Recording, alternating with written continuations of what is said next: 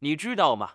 在中国历史上，有个朝代，它强盛到让四方臣服，繁华到令人向往，但也衰落的让人心疼。它就是大唐王朝。从618年李渊建唐到907年朱温篡位，289年的光阴，究竟发生了多少荡气回肠的故事呢？跟我一起来揭秘。首先说说唐朝建立与初期统一。公元618年，李渊在长安接受了隋恭帝杨佑的禅让，正式登基称帝，建立唐朝。他就是后来的唐高祖。刚开始，唐朝还不是一统江山，周围有很多割据势力。不过，高祖可不是吃素的。公元619年，李渊派人搞定了盘踞河西走廊的政权，把李鬼给灭了。同年，他那厉害的次子李世民也把刘武周给摆平了，还收复了太原。当时的唐朝跟窦建德的夏国、王世充的郑国形成了三足鼎立的局面，谁也不服谁。公元620年，李渊下令讨伐王世充，李世民亲自带兵出征，这场仗可真是经典。李世民在虎牢关一战，大破窦建德的10万大军，还把他给俘虏了。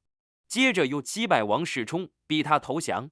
之后，唐军又陆续消灭了窦建德和王世充的残余势力。从此，唐朝算是把各地割据势力都扫平了，实现了全国统一。统一全国后，李世民的功劳越来越大，威望越来越高，这也让他和太子李建成的矛盾越来越深。公元626年，一个惊天动地的事件发生了——玄武门之变。李世民在玄武门射杀了太子李建成。事后，李渊立李世民为太子，很快就把皇位禅让给了他。李世民登基称帝，改年号为贞观，他就是中国历史上大名鼎鼎的唐太宗。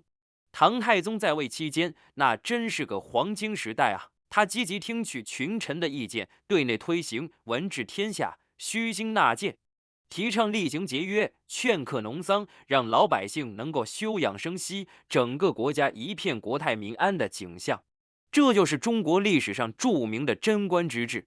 除了对内治理的好，唐太宗也多次对外用兵，先后平定了突厥、血延陀等游牧民族，让唐朝的声威远播，四方兵符。在他的治理下，唐朝的人口达到了380万户，为后来的大唐盛世打下了坚实的基础。公元649年，唐太宗李世民驾崩，享年52岁，在位23年。他被追谥文皇帝，庙号太宗。现在说说唐高宗与武则天。唐太宗之后，他的儿子李治继承帝位，他就是唐高宗。高宗时期，有个女人开始崭露头角，她就是武则天。公元652年，武则天被封为2品昭仪。她对高宗那是卑躬屈膝，百依百顺。公元655年，高宗为了重振皇权，打击那些元老大臣的势力，下定决心废掉王皇后，把武则天立为皇后。王皇后被废为庶人并囚禁，她的父母兄弟也被削爵免官，流放岭南。高宗晚年重病缠身，朝政大权一步步地转移到了皇后武则天手中。公元683年，唐高宗李治去世，享年55岁，在位34年。他的儿子李显继承帝位，是为唐中宗。但这时候，军国政事全都由武则天说了算。公元684年，武则天废黜了唐中宗李显，把他贬为庐陵王，赶出了长安。同年，武则天改立李旦为皇帝，是为唐睿宗。但李旦其实就是个傀儡皇帝，被软禁在皇宫里，什么政事都不能过问。武则天开始临朝称制，决断一切政务。当时很多李唐宗室和大臣不满，起兵反对武则天，比如英国公徐敬业在扬州起兵，但最终兵败被杀。琅琊王李冲、越王李真、韩王李元嘉、鲁王李灵魁等李唐宗室，不是被杀就是被流放，李唐宗室几乎被杀戮殆尽。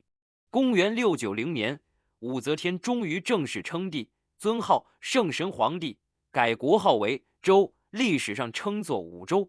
而李旦呢，则被降为皇嗣，还赐姓武氏。武则天晚年虽然权力达到巅峰，但也有大臣劝他把政权还给李唐。公元698年，在狄仁杰等大臣的劝说下，武则天决定将政权归还给李治的后代，把庐陵王李显接回洛阳，立他为皇太子。公元699年，武则天为了调和李吴两族的矛盾，还召集李旦、李显等人在明堂盟誓，让两族和睦共处。不过，晚年的武则天沉溺享乐，宠幸张昌宗、张易之兄弟，这两兄弟把持朝政，插手干政，甚至导致李显的儿子和女儿被迫自缢而死。公元705年，李显和张柬之、崔玄伟等人率领500多羽林军，以谋反的名义斩杀了张氏兄弟，接着包围长生殿，逼迫武则天退位。李显再次即位，成为唐中宗，国号恢复为唐，武周时代正式终结。同年，武则天病逝，享年82岁。中宗在位期间，恢复了唐朝的旧制度，免除租赋，保证了边疆地区的稳定。但好景不长，公元710年，唐中宗李显竟被为皇后和安乐公主合谋毒杀，终年55岁。为皇后想学婆婆武则天做第二个女皇，李旦再次复位为帝，李隆基被立为皇太子。公元712年，太平公主与皇太子李隆基之间的矛盾和斗争越来越激烈，于是唐睿宗将皇位禅让给儿子李隆基，他就是后来的唐玄宗。公元713年，太平公主准备起兵夺权，但唐玄宗先发制人，诛杀了太平公主及其党羽。从此，唐玄宗终于真正掌握了皇帝应有的权力。他以道家清净无为思想为宗旨，提倡文教，通过一系列积极措施，让唐朝进入了全盛时期，经济迅速发展，国家财政收入稳定，国力强盛，人口大幅度增长，这就是历史上著名的开元盛世。然而，再辉煌的盛世也难逃盛极而衰的命运。晚年的唐玄宗开始沉溺于享乐之中，没有了先前的励精图治精神，也没有了改革时的节俭之风。他开始听信谗言，甚至在公元737年杀害了自己3个儿子。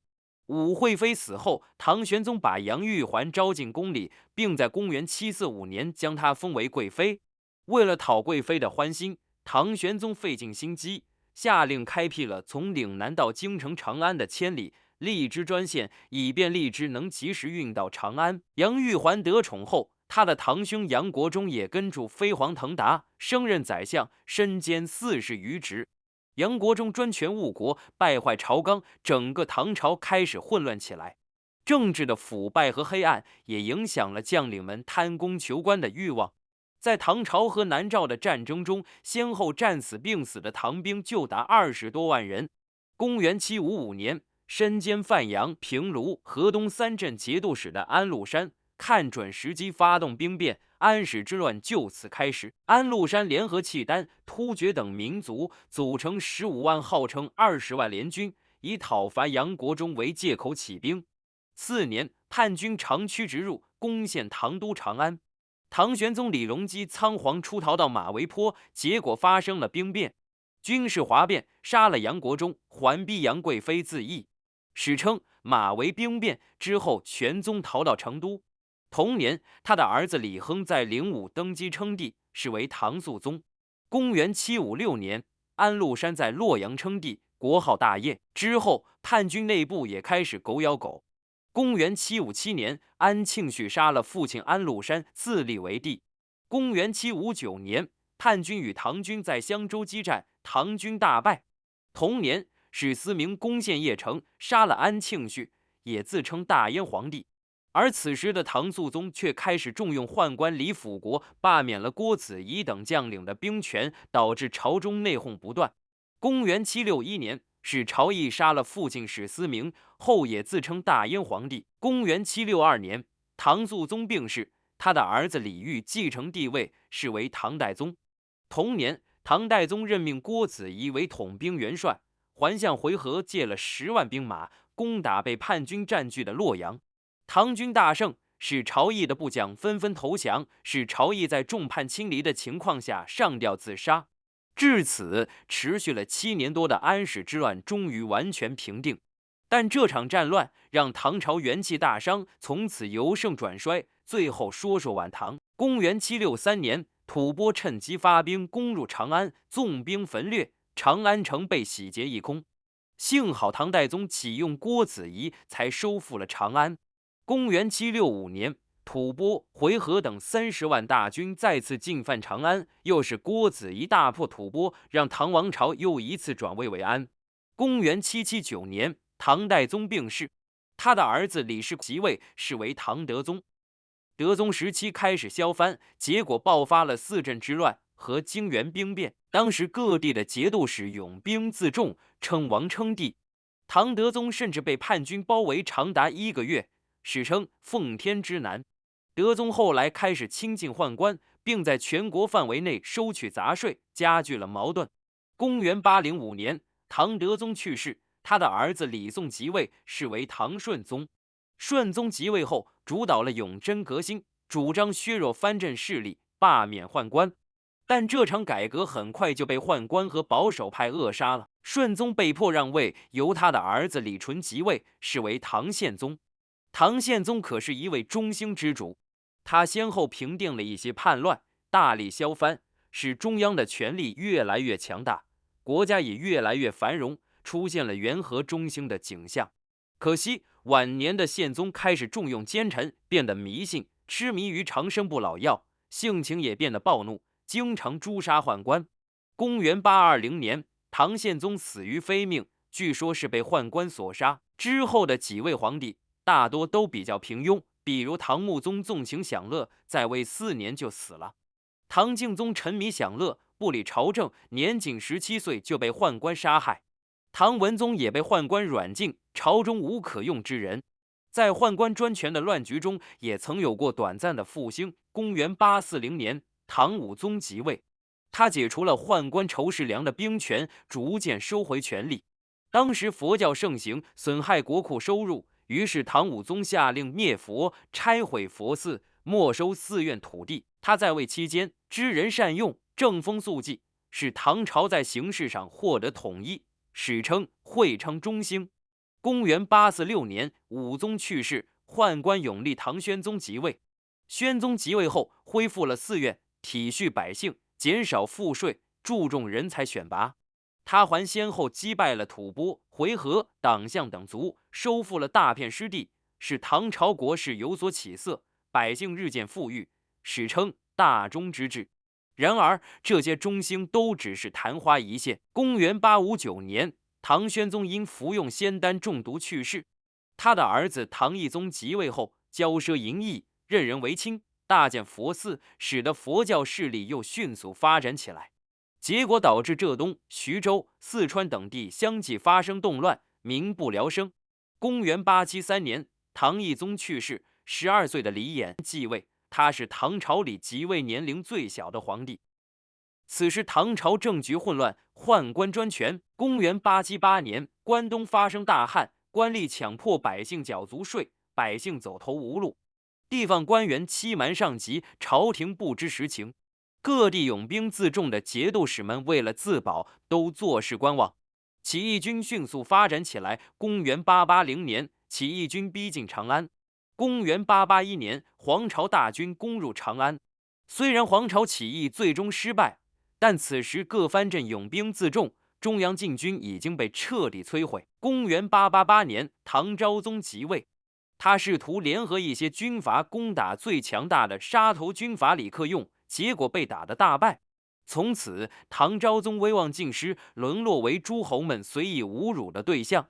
公元904年，唐昭宗在军阀朱温的挟持下迁都洛阳，不久就被朱温弑杀。朱温永立李处为傀儡皇帝。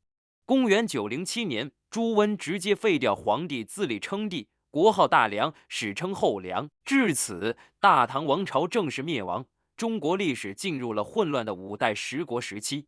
289年的大唐，从开国统一到贞观之治，从开元盛世到安史之乱，再到中晚唐的挣扎和最终覆灭。它有过辉煌的巅峰，也有过痛苦的衰落。这就是大唐王朝，一个波澜壮阔、令人感慨万千的时代。看完这场横跨289年的大唐史诗，你有什么最感慨的地方？